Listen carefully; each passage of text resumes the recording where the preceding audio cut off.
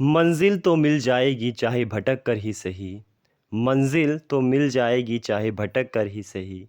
लेकिन गुमराह तो वो हैं जो घर से निकले ही नहीं हैं। राधे राधे। कैसे हैं आप सब? आए हो बहुत बढ़िया होंगे।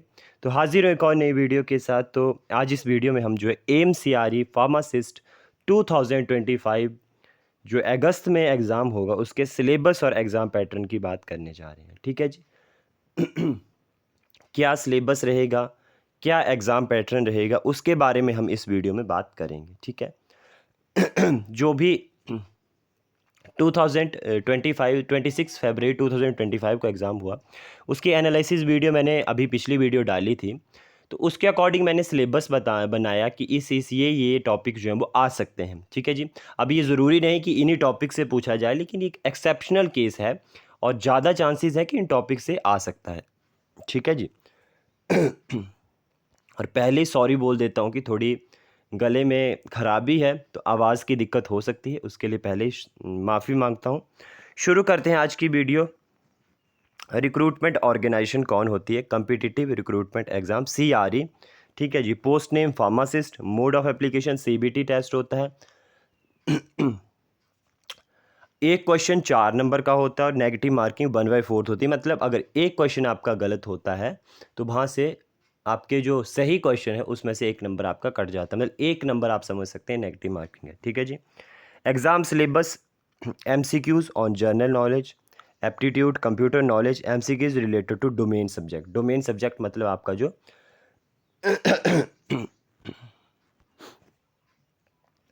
डोमेन सब्जेक्ट मतलब जो आपका जैसे फार्मा का है, कुछ आयुर्वेदिक फार्मा होंगे, कुछ एलोपैथिक है, कुछ होम्योपैथी है। तो हमारा एलोपैथिक है तो हम एलोपैथिक की बात करेंगे, फार्मा जर्नल। ठीक है जी। तो अगर हम देखें तो जो पेपर आता है वो 90 मिनट का होता है। 100 क्वेश्चन होते हैं 400 नंबर के। मतलब एक क्वेश्चन 4 नंबर का होता है और 1/4 नेगेटिव मार्किंग, जिसको आप 1 नंबर आप मान सकते हैं नेगेटिव मार्किंग होती है। ठीक है जी। तो यहाँ पे पिछली बार क्या था कि 25 MCQ जो थे वो जनरल नॉलेज के थे। ठीक है। और 75 जो थे आपके डोमेन जो सिलेबस था, मतलब फार्मेसी का, वहाँ से थे।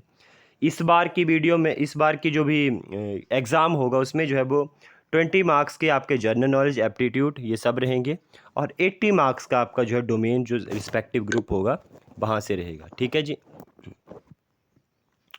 और कैसे होता है कि 5 सेक्शन में ये डिवाइड होगा। ठीक है जी। 5 सेक्शन में डिवाइड होगा। हर सेक्शन को आपको 5 सेक्शन में जो है 20-20 क्वेश्चन देखने को मिल जाएंगे। हर सेक्शन को जो है वो 18 मिनट दिए गए हैं। ठीक है। मतलब 90 मिनट का जो है एग्ज़ाम होगा। ये सब कुछ आप ऑफिशियल जो नोटिफिकेशन है वहाँ से देख सकते हैं। ठीक है जी। मीडियम ऑफ एग्ज़ामिनेशन इंग्लिश ही रहता है, एज़ वेल हिंदी। ठीक है। और मतलब बाईलैंग्वेज जो लैंग्वेज है उसमें क्वेश्चन पेपर रहेगा। ठीक है। तो इस तरह से ये सब कुछ है। उसके बाद सिलेबस की अगर बात करें हम, तो जनरल नॉलेज से क्या क्या पूछा जा सकता है? Current affair, budget and 5 year plans. जो भी कोई न्यू फिल्म रिलीज़ हुई है, लेकिन जो भी एक मतलब एक आपकी हिस्टोरिकल चीज़ों के बेस्ड के ऊपर कोई न्यू फिल्म रिलीज़ हुई, उसके बारे में पूछ सकते हैं। आपके गेम्स के बारे में, स्पोर्ट्स हो गया, करंट अफेयर हो गया, नेशनल इंटरनेशनल हो गया, इंडियन नेशनल मूवमेंट्स हो गए, इंपॉर्टेंट डेज हो गए, इंडियन हिस्ट्री हो गया, बुक्स ऑथर्स हो गए, अवार्ड्स एंड ऑनर्स हो गए, कैपिटल ऑफ इंडिया हो गया, Indian economy, abbreviation, general policies, countries and capitals, internationals and national organisation, science and technology and new invention और डिस्कवरीज। ठीक है। तो एम्स फार्मासिस्ट के अगर आपको MCQs चाहिए होंगे प्रीवियस ईयर के क्वेश्चन पेपर से, जितने भी आए हुए थे प्रीवियस ईयर में, तो विद एक्सप्लेनेशन मैं कोशिश करूँगा कि ढूंढ के लाऊंगा। अगर आपको MCQs चाहिए होंगे तो आप कमेंट सेक्शन में MCQs ज़रूर लिखिएगा। ठीक है जी। और मैं MCQs जल्दी से जल्दी, जितने भी पुराने एम्स के एग्ज़ाम में MCQs आए हैं सबको जो है वो ढूंढ के लेके आने की कोशिश करूँगा। ठीक है जी। फार्मेसी पोर्शन से, फार्मास्यूटिक्स से, formulation and preparation of pharmaceutical doses, मतलब जितनी भी डोजेज फॉर्म है वहाँ से, लाइक एक्सीपिएंट्स हो गया, प्रिजर्वेटिव्स कौन कौन से होते हैं वो सब कुछ, dispensing and manufacturing process, meteorology. ठीक है। जो फार्मूलेज होते हैं, यंग्स हो गया, एडल्ट फार्मूलेज, ये सब फार्मूलेज आते हैं। ठीक है। पैकेजिंग हो गया, साइज सेपरेशन, फार्मास्यूटिकल केमिस्ट्री से structure and properties of medicinal compound, synthesis and reaction of drugs and analytical techniques, ठीक है, जो भी है, ठीक है जी।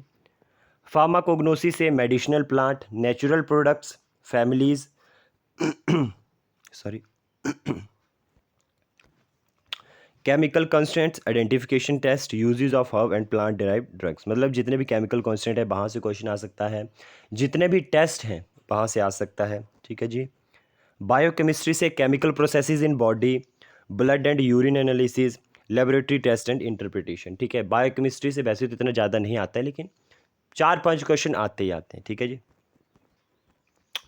हॉस्पिटल एंड क्लिनिकल फार्मेसी से clinical drug monitoring and patient care, dispensing medication in clinical setting, drug store and business management से managing drug and store inventory like ABC analysis होती है, ठीक है। कौन सा जो है सोर्सेज है, प्राइमरी सोर्स ऑफ जो है वो नॉलेज है, सेकेंडरी सोर्स, ये सब आते हैं। Business operating including financial management and marketing, jurisprudence से ड्रग रेगुलेशन आते हैं, जितने भी लॉज हैं कब जो है वो पारित हुए, licence and form number, pharmacy act and drug control, और लाइक जैसे DTAB में कितने मेंबर्स हैं, फार्मेसी काउंसिल में कितने मेंबर्स हैं, इन सबसे आता है।